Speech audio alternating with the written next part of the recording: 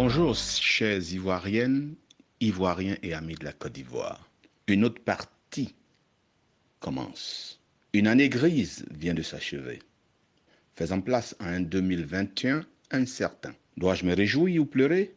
Car l'incertitude rend plus triste, croyez-moi.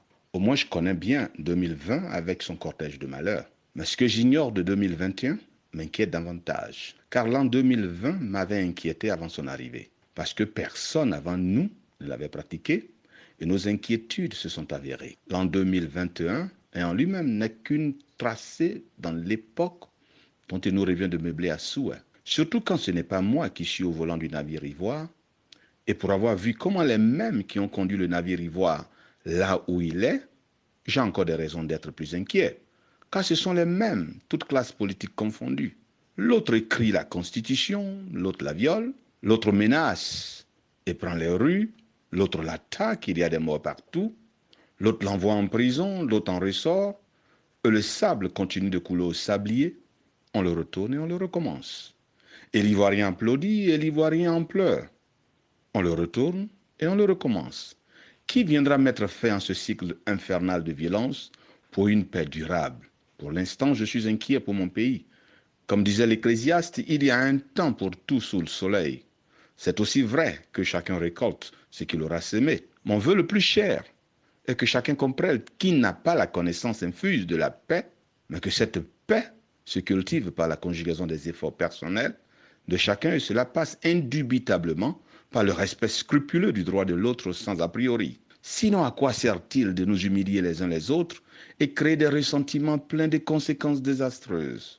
À écouter le message de la nation du président Ouattara le 31 décembre 2020, il y a de quoi être plus inquiet. 20% de la population ivoirienne, dit-il, dont 6 groupes sont ciblés pour le vaccin du Covid-19, à savoir les professionnels de la santé, les forces de défense et de sécurité, les enseignants, les personnes du troisième âge à partir de 50 ans, et ceux ayant des pathologies et les voyageurs internationaux.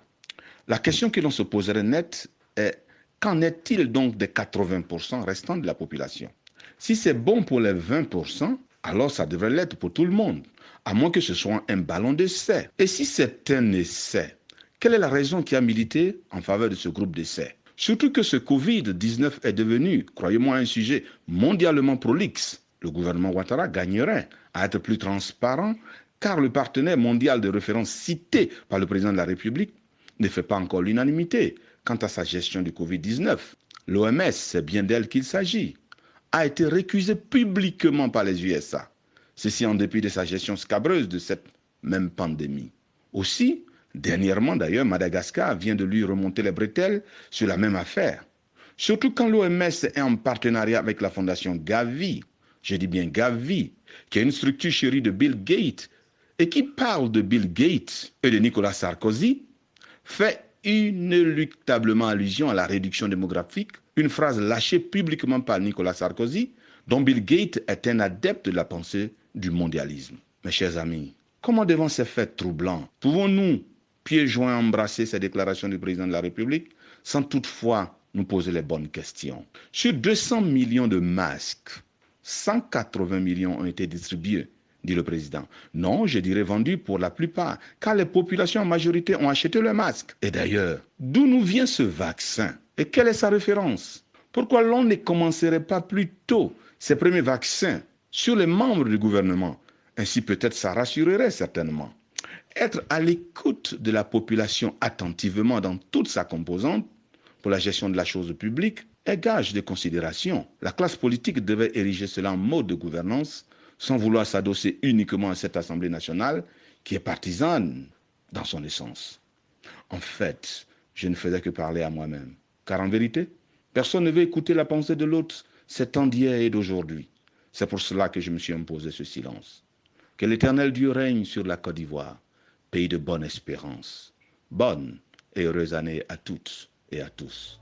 Révérend Tagua, merci.